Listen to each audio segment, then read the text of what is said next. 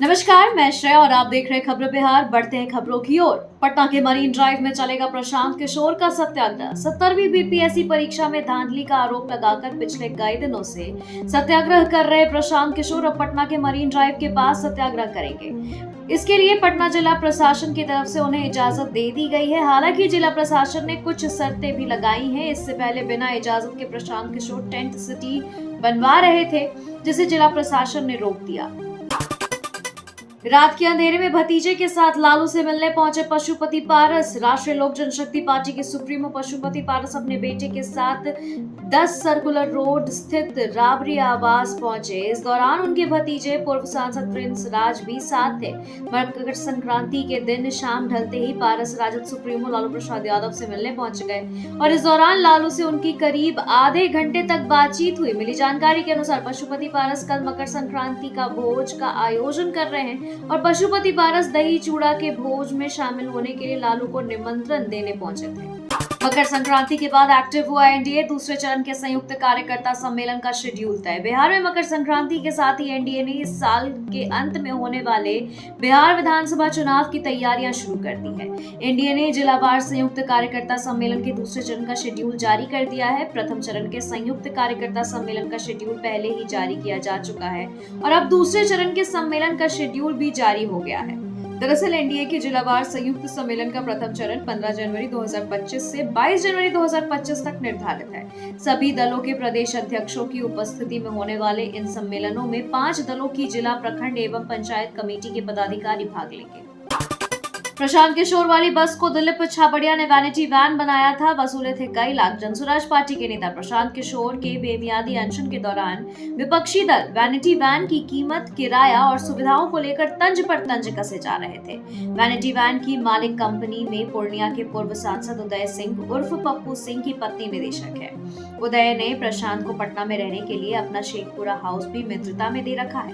Vanity van के paper के मुताबिक ईसुजू कंपनी के एक चेसिस मार्च 2017 में खरीदी गई, जिसे वैनिटी वैन के तौर पर डेवलप करने का काम मशहूर कार डिजाइनर दिलीप छाबड़िया की कंपनी यानी DC2 को दिया गया। दिलीप छाबड़िया की कंपनी ने 2 महीने बाद मध्यम साइज की बस को चेसिस को एक शानदार वैनिटी वैन बनाकर स्टनस्टार नाम की कंपनी को सौंप दिया और इसके लिए उसने 77.27 लाख रुपए वसूले। आरजेडी में अपराधियों का जमावड़ा, एक एक का इनकाउंटर हो, बोले मंत्री नीरज बबलू। बिहार की कानून व्यवस्था पर लगातार हमला बोलने वाले नेता प्रतिपक्ष तेजस्वी यादव पर नीतीश सरकार के मंत्री नीरज बबलू ने निशाना साधा। उन्होंने कहा कि आरजेडी में अपराधियों का जमावड़ा है, सवाल वो नहीं कौन उठाएगा। सारा अपराधी आरजेडी से जुड़ा हुआ है, एक एक अपराधी का इनकाउंटर होना चाहिए। बबलू के इस बयान के बाद से बिहार की सियासत का पारा चढ़ गया है। मंत्री नीरज बबलू ने कहा कि बिहार में ज्यादातर अपराधी किसी न किसी रूप में आरजेडी से जुड़े हुए हैं। आरजेडी के लोग अपराध के बारे में क्या बात करेंगे। नीतीश के लिए दरवाजे खुले हैं, मीसा भारती का बड़ा बयान। बिहार के मुख्यमंत्री नीतीश कुमार को लेकर राष्ट्रीय जनता दल के सुप्रीमो लालू प्रसाद यादव की बेटी एवं सांसद मीसा भारती ने बड़ा बयान दिया है। नीतीश की महागठबंधन में वापसी के सवाल पर उन्होंने कहा कि राजनीति में कुछ भी असंभव नहीं है। मकर संक्रांति यानी खरमास के बाद ही शुभ कार्य शुरू होते हैं। उन्होंने नीतीश के लिए हमेशा राबरी आवास के दरवाजे खुले होने की बात भी कही। मीसा भारती के इस बयान पर सियासी गलियारे में फिर से चर्चाओं का दौर शुरू हो गया है। हालांकि पूर्व डिप्टी सीएम तेजस्वी यादव पूर्व में कह चुके हैं कि नीतीश कुमार से हाथ मिलाना अपने पैरों पर कुल्हाड़ी मारने जैसा होगा। 16 जनवरी को खगड़िया में सीएम नीतीश की प्रगति यात्रा के तीसरे चरण में आगामी 16 जनवरी को मुख्यमंत्री नीतीश कुमार खगड़िया पहुंचेंगे, जिसको लेकर तैयारियां युद्ध स्तर पर चल रही है। इस दौरान मुख्यमंत्री नीतीश कुमार महेश खूंट, अलौली और खगड़िया का दौरा करेंगे। सबसे पहले सीएम नीतीश कुमार महेश खूंट पहुंचेंगे, जहां वह करीब 350 करोड़ की योजनाओं का शिलान्यास और उद्घाटन करेंगे। सीएम महेश खूंट में 43 करोड़ की लागत से बने पशु आहार केंद्र का उद्घाटन करेंगे। वहीं सीएम खगड़िया शहरी क्षेत्र में बने नवनिर्मित ITI भवन का भी लोकार्पण करेंगे। गश्ती के दौरान गाड़ी में सोते मिले पुलिसकर्मी। बिहार के पटना जिले में गश्ती के दौरान गाड़ी में सोना 2 महिला सिपाहियों और 1 पीटीसी जवान को महंगा पड़ गया। एसएसपी अवकाश कुमार ने पुलिसकर्मियों को वीडियो वायरल होने के बाद उसकी जांच की। जांच रिपोर्ट आने के बाद तीनों पुलिसकर्मियों को निलंबित कर दिया गया है। वहीं बुद्धा कॉलोनी थाने के ही एक ओडी पदाधिकारी को बेल्ट खोलकर ड्यूटी करने के आरोप में भी निलंबित किया गया है। बता दें कि सैप जवान रवि कुमार का अनुबंध समाप्त करने को लेकर संबंधित पदाधिकारी को पत्र लिखा जाएगा। रिटायरमेंट के अगले दिन ही विशिष्ट शिक्षक बन गए जलालुद्दीन। बिहार के अररिया जिले से गजब का मामला सामने आया है। जिस दिन शारीरिक शिक्षक को रिटायर होना, उसके ठीक अगले दिन उसने विशिष्ट शिक्षक के रूप में योगदान ले लिया। जब मामला सामने आया तो शिक्षा विभाग के अधिकारियों के हाथ पैर कांपने लगे, मानो जैसे इन्हें सांप सूंघ गया हो। आनन फानन में हेडमास्टर से स्पष्टीकरण पूछा गया।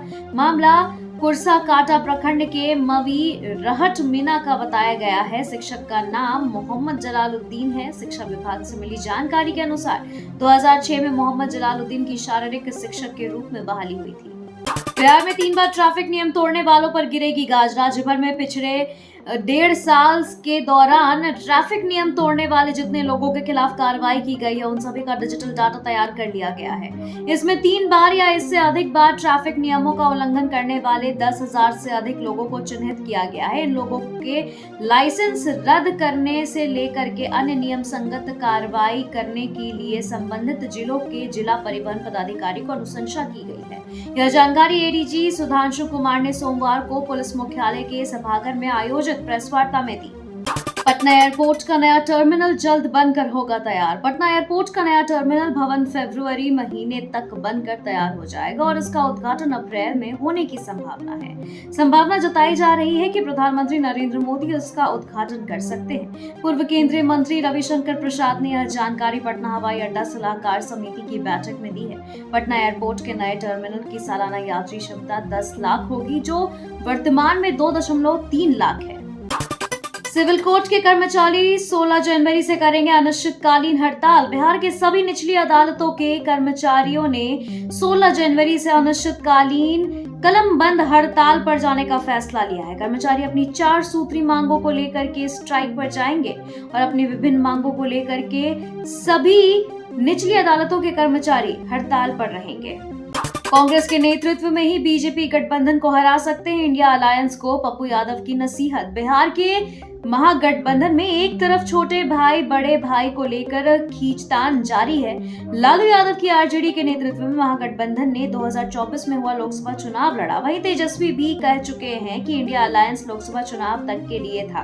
बिहार हम लोग शुरू से साथ थे और अब भी हैं, लेकिन इंडिया अलायंस लोकसभा चुनाव के लिए बना था। इस बीच अब पूर्णिया से निर्दलीय सांसद पप्पू यादव बयान सामने आया है, जिन्होंने महागठबंधन को नसीहत देते हुए कहा कि कांग्रेस ही वो पार्टी है जिसके नेतृत्व में चुनाव लड़कर बीजेपी गठबंधन को खत्म कर सकते हैं। पूछता है बिहार, क्या 20 साल काफी नहीं थे? आरजेडी ने एक्स पर सवाल पूछ नीतीश सरकार को घेरा। बिहार में इसी साल चुनाव होने को है। चुनाव से पहले राजनीतिक पार्टियों के बीच जुबानी जंग तेज है। राष्ट्रीय जनता दल ने अपने एक्स हैंडल पर एक वीडियो पोस्ट कर बिहार की भाजपा जेडीयू सरकार को घेरा है। राजद ने बिहार की सरकार से तीखे सवाल पूछे हैं। एक्स पर लिखा गया है, पूछता है बिहार, क्या 20 साल काफी नहीं थे हर बिहारी के सिर पर छत देने के लिए? 63,000 से ज्यादा लोग बिना घर के हैं और 1,12,00,000 से ज्यादा लोग खरपैल और झोपड़ियों में जीवन जी रहे हैं। करीब 62 लाख लोगों के पास सिर्फ एक कमरे का पक्का मकान है। ये सब तब हो रहा है जब 20 सालों से बीजेपी की मदद से कुर्सी पर चिपके हैं नीतीश कुमार। क्या इसका जवाब दे पाएगी भाजपा जेडीयू की सरकार? आचार्य कुणाल किशोर को भारत रत्न देने की मांग। जीतन राम मांझी का राष्ट्रपति को पत्र। बिहार की राजधानी पटना के प्रसिद्ध महावीर मंदिर के सचिव रहे दिवंगत आचार्य किशोर कुणाल को भारत रत्न देने की मांग की गई है। इस संबंध में केंद्रीय मंत्री और हिंदुस्तान अवाम मोर्चा यानी हम के सुप्रीमो जीतन राम मांझी ने राष्ट्रपति द्रौपदी मुर्मू को अनुशंसा पत्र भेजा है। किशोर कुणाल आईपीएस अधिकारी और समाज सेवी रहे और आपको बता दें कि उनका 29 दिसंबर को हार्ट अटैक से निधन हो गया। भोज देकर गायब हो गए चिराग पासवान, सीएम नीतीश पहुंचे लेकिन नहीं दिखे केंद्रीय मंत्री। लोजपा रामविलास के चीफ और केंद्रीय मंत्री चिराग पासवान ने मकर संक्रांति के मौके पर पटना स्थित कार्यालय में दही चूड़ा का भोज दिया है। भोज में गठबंधन के सभी नेताओं को आमंत्रित कर चिराग पासवान खुद भोज से गायब रहे। मुख्यमंत्री नीतीश कुमार भोज में शामिल होने के लिए पहुंच गए, लेकिन चिराग वहां नहीं पहुंचे और बाद में मुख्यमंत्री थोड़ी देर बाद वहां से रवाना हो गए। मकर संक्रांति पर लालू प्रसाद ने दिया दही चूड़ा भोज। मकर संक्रांति के मौके पर बिहार की सियासत में दही चूड़ा पॉलिटिक्स की खूब चर्चा होती है। विभिन्न राजनीतिक दलों के द्वारा दही चूड़ा भोज का आयोजन किया जाता है। हालांकि आरजेडी चीफ लालू प्रसाद का दही चूड़ा भोज हर साल खास होता है। इस बार भी लालू प्रसाद की तरफ से दही चूड़ा भोज का आयोजन किया गया, लेकिन इस भोज में खास नेताओं को ही बुलाया गया। एनडीए के कार्यकर्ता सम्मेलन का बेतिया से आगाज। 15 जनवरी से बिहार में एनडीए के कार्यकर्ता सम्मेलन का आगाज हो रहा है। इसकी शुरुआत बेतिया से होगी। पहले चरण में 15 तारीख से जो यात्रा शुरू होगी वो बगहा से होने के बाद बेतिया, सीतामढ़ी और शिवहर से होते हुए आगे बढ़ेगी। एनडीए ने अब अपने कार्यकर्ता सम्मेलन के दूसरे चरण के प्लान का भी ऐलान कर दिया है। मंगलवार को बिहार में जिला स्तरीय कार्यकर्ता सम्मेलन के द्वितीय चरण के कार्यक्रम की घोषणा कर दी गई है। पटना एसएसपी ने 3 पुलिसकर्मियों के खिलाफ ले लिया बड़ा एक्शन। पटना के बुद्धा कॉलोनी थाने में तैनात कुछ पुलिसकर्मियों का लापरवाही कैमरे में कैद हो गया है। सोशल मीडिया पर वीडियो वायरल होने के बाद एसएसपी अवकाश कुमार ने तुरंत कार्रवाई करते हुए दोषी पुलिसकर्मियों को सस्पेंड कर दिया है। दरअसल पिछले दिनों बुद्धा कॉलोनी थाना इलाके में गश्त लगाने वाली डायल 112 की गाड़ी का एक वीडियो वायरल हुआ था। इस वीडियो में गश्ती के दौरान डीपीसी निरंजन कुमार यादव, महिला सिपाही पूजा कुमारी और महिला सिपाही अनीता कुमारी गाड़ी में सोते हुए दिख रहे थे। सोशल मीडिया पर वीडियो वायरल होने के बाद इन तीनों लोगों को निलंबित कर दिया गया है। विधानमंडल में होने जा रहा बड़ा आयोजन। बिहार विधानमंडल में एक बड़ा आयोजन होने जा रहा है। आगामी 20 और 21 जनवरी को अखिल भारतीय पीठासीन अधिकारियों का सम्मेलन आयोजित होगा। इस कार्यक्रम में सभी राज्यों के विधानसभा अध्यक्ष, उपाध्यक्ष, सभापति, उपसभापति, केंद्र शासित प्रदेश के अध्यक्ष, उपाध्यक्ष शामिल होंगे। दरअसल संविधान में संसद या राज्य विधानमंडल को अपने अपने सदन के संचालन की प्रक्रिया बनाने का अधिकार प्राप्त है। इसके तहत सभी विधायी निकायों ने अपना अपना कार्य संचालन नियमावली बनाया है। नीतीश कुमार को एंट्री नहीं करने देंगे, मिसा के स्वागत वाले बयान के बाद बोले तेज प्रताप। मकर संक्रांति के मौके पर राजद सांसद मिसा भारती के एक बयान से बिहार की सियासत गर्मा गई है। मिसा भारती ने कह दिया है कि खरमास के बाद शुभ काम होते हैं और नीतीश कुमार के लिए दरवाजे खुले हुए हैं। मिसा भारती के इस बयान के बाद जेडीयू और राजद के नई नेताओं ने अपनी प्रतिक्रिया दी है, लेकिन राजद के ही नेता यानी तेज प्रताप यादव ने मिसा भारती से उलट यह कह दिया है कि वो राबड़ी आवास में नीतीश कुमार की एंट्री नहीं होने देंगे। दरअसल राबड़ी आवास पर मंगलवार को चूड़ा दही भोज का आयोजन किया गया था।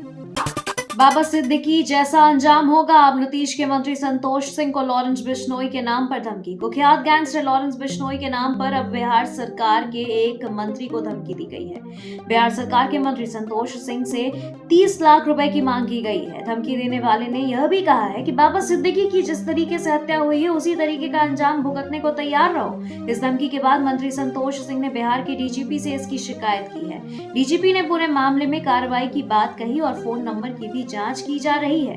बता दें कि इन मामले में कोतवाली थाने में केस भी दर्ज किया गया है और एक मीडिया चैनल से बातचीत में मंत्री संतोष सिंह ने कहा कि उनको कई बार फोन और मैसेज आए।